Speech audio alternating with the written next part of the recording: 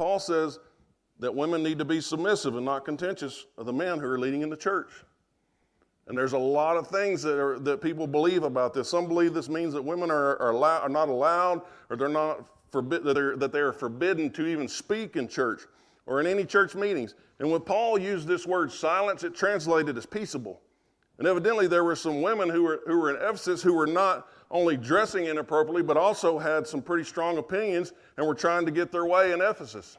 And they were trying to bring things from the culture into the church. And their way was contradictory to the teachings of Jesus. And so he was trying to put a stop to it. And they were likely pushing Jewish customs and beliefs. But men would often interrupt teaching or preaching and interject their thoughts, or they would ask a question. But women very seldom did that. Women, most of the time, were in their own segregated meeting. But here, there were women meeting, and they were speaking up, asking questions, trying to put their 2 cents in. And so this was something that was happening there in Ephesus. And so Paul speaks to it. He tells them they need to respect the authority of the leaders in the church.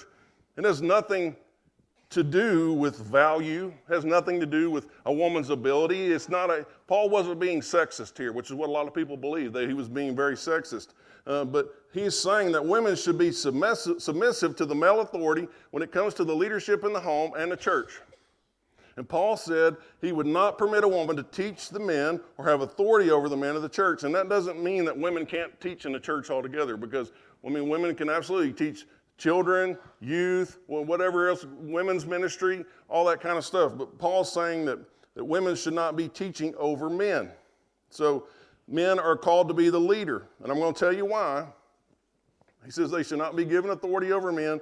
And he expounded on this. If you want to go look it up, we're not going to read it for time's sake today, but in 1 Corinthians 11. The failure of men to lead in the home and in the church and to lead the way that Jesus would lead has been a major cause of the rejection of male authority. And honestly, it's inexcusable for us as men because we have not stepped up and been the leader where we need to be. And so, ladies, you don't have to feel inferior about this, thinking that it's unjust that man has authority over you. That's not what I want you to feel today. Look at it this way. Even God himself is kind of ranked. Because you have God the Father, the Son, and the Holy Spirit. But all that is, the others are under God.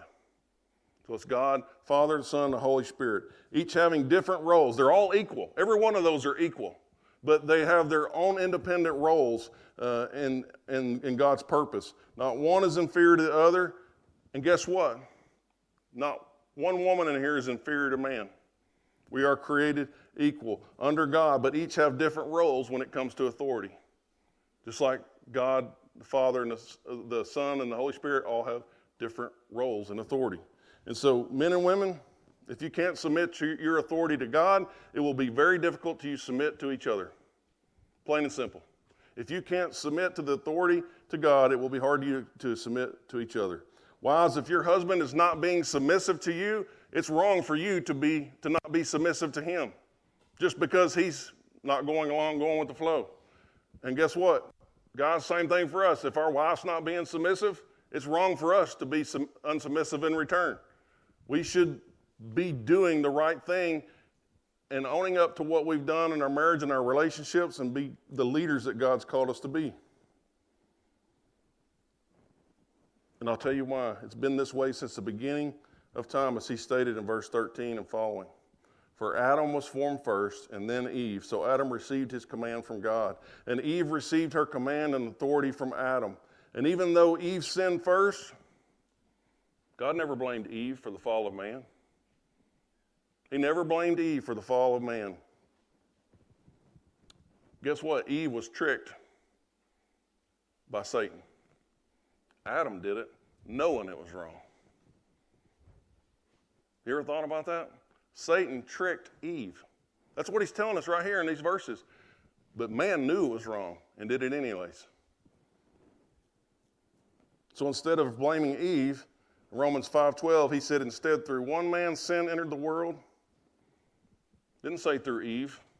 He said through one man sin entered the world. And Adam is responsible because there was a difference of authority. God considered Adam over Eve.